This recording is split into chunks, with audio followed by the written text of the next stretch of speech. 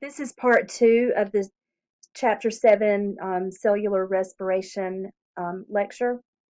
And we had left off um, on this slide.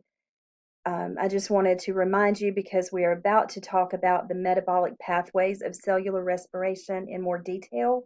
So there are four. The first pathway is called glycolysis. Second one is the oxidation of pyruvate. The third is the citric acid cycle, and the fourth is oxidative phosphorylation, which includes a structure known as the electron transport chain. So, and again, cellular respiration does have an overall chemical reaction, but this chemical reaction does not occur in one step. It occurs in many, many steps, divided into many chemical or metabolic pathways. So we're going to start with glycolysis. Glycolysis is the first metabolic pathway, and it includes 10 reactions.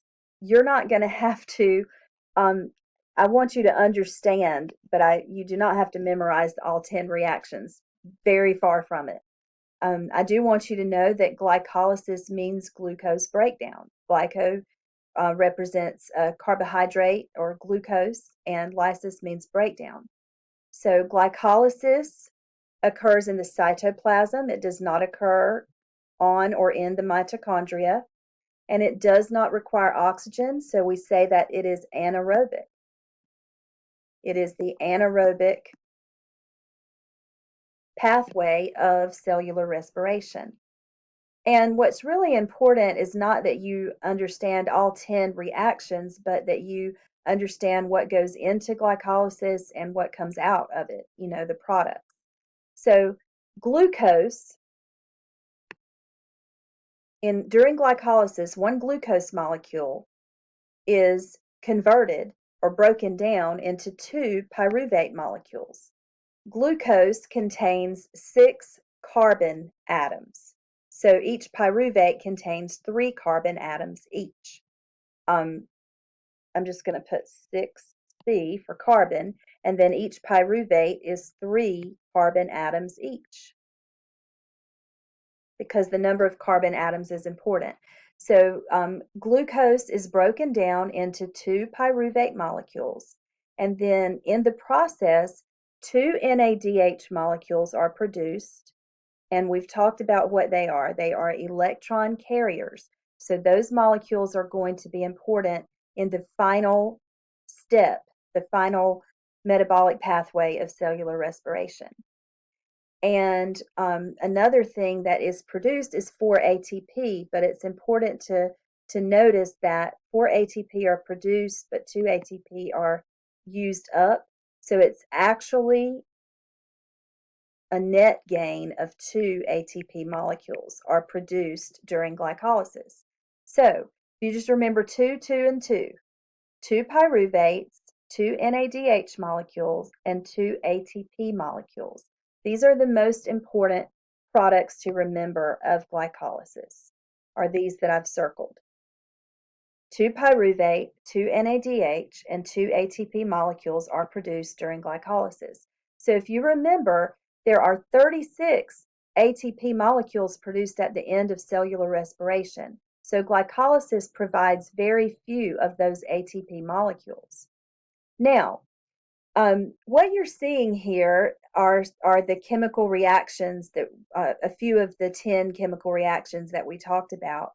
And I think there are a few questions about specifically about these chemical reactions in your study guide, but I am way more concerned not with you understanding these chemical reactions, these individual 10 chemical reactions, as much as I just want you to understand like more of a summary of glycolysis. So this is a video that you can watch of glycolysis if you go back to the slideshow. And so I just want to hear your 10 reactions, but what's most important to me that you understand is that glycolysis begins with glucose. Glucose is broken down into 2 pyruvate molecules. So the products of glycolysis are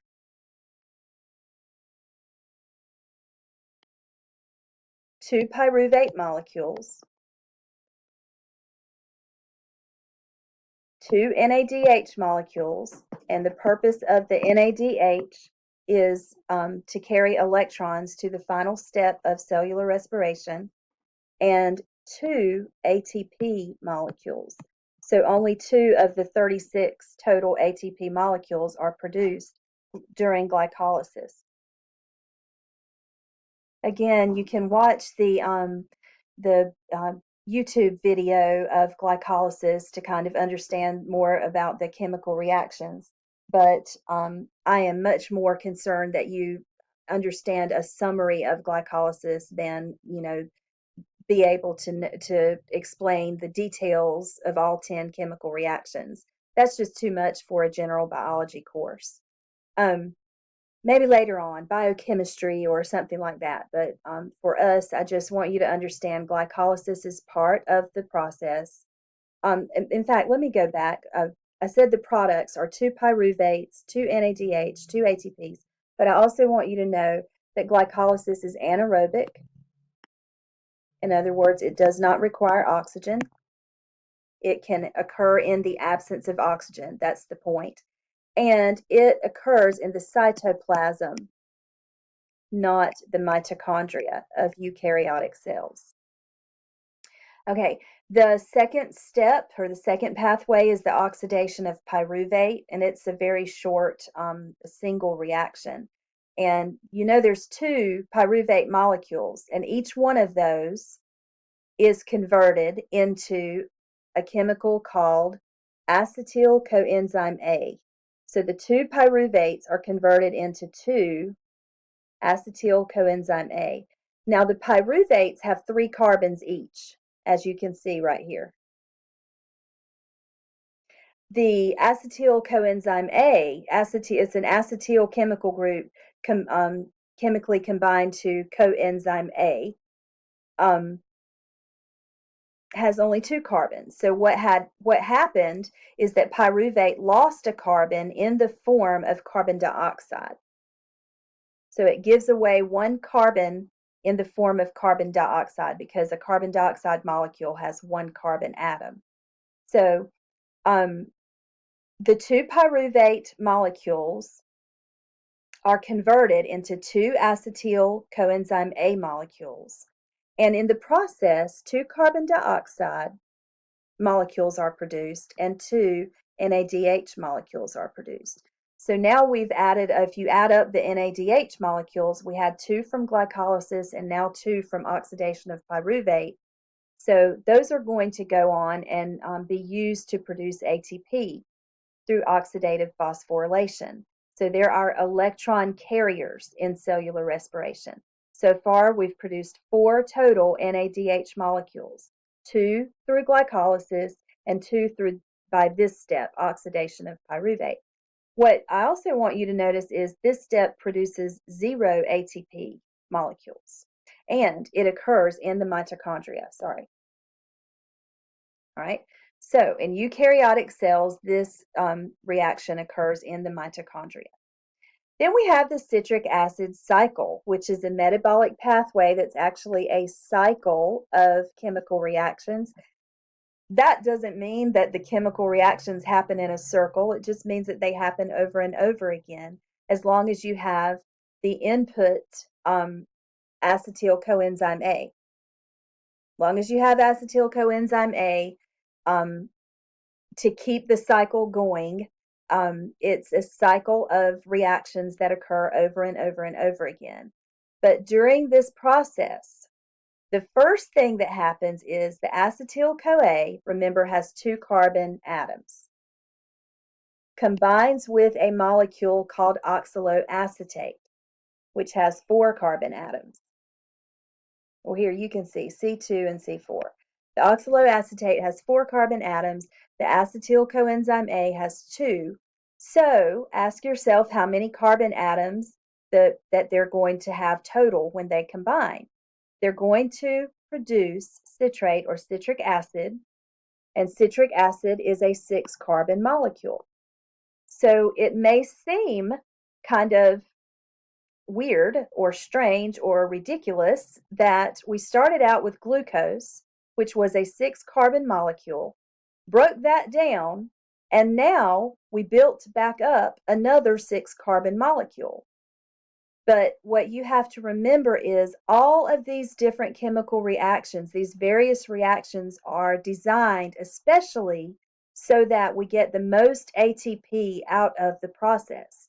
So it is more energy efficient to have all these reactions than to have just the overall glucose plus oxygen yields carbon dioxide plus water. So that's really the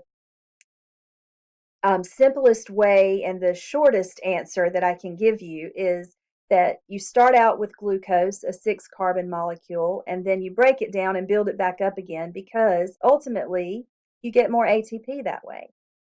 This cycle of reactions is called the citric acid cycle because of the first step in this reaction. Citrate is the same thing as citric acid.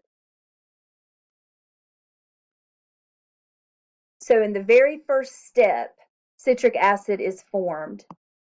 And then again, I don't care if you know the rest of the steps. I just want you to know overall, the final products are 2 ATP molecules. So, okay, it's going to be 1 ATP molecule for every turn of the cycle. But since we have 2 acetyl coenzyme A molecules, the citric acid cycle is going to go 2 times for every glucose molecule in that began cellular respiration.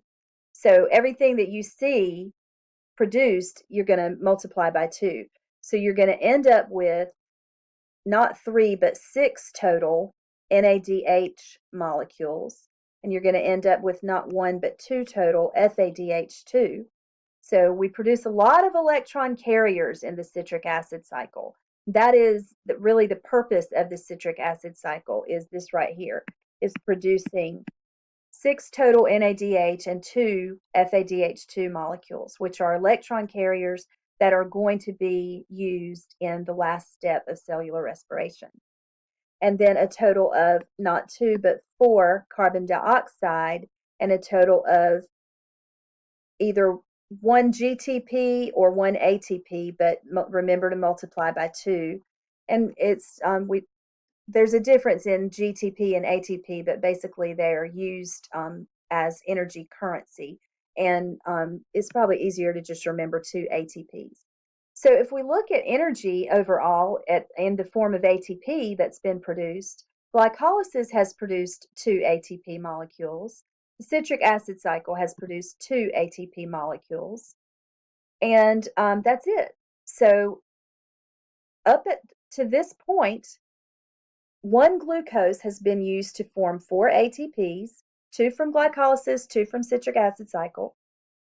6 carbon dioxide have been produced. 2 were produced in the oxidation of pyruvate and 4 from the citric acid cycle.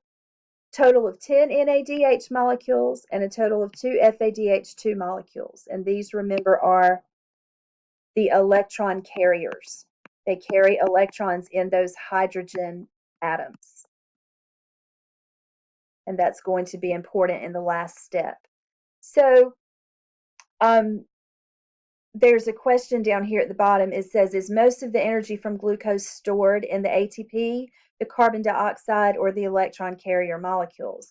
And this is the answer right here. Most of the energy is stored in the electron carrier molecules. Most of the energy from glucose. Okay, so now we're on the last step, oxidative phosphorylation. This one also occurs in the mitochondria. All the steps occur in the mitochondria except for glycolysis. Glycolysis occurs in the cytoplasm. And this is where most of the ATP that's produced in cellular respiration is produced, is during this last metabolic pathway. We are going to talk about an electron transport chain, and we're going to talk about how the NADH and FADH2 are used to generate ATP.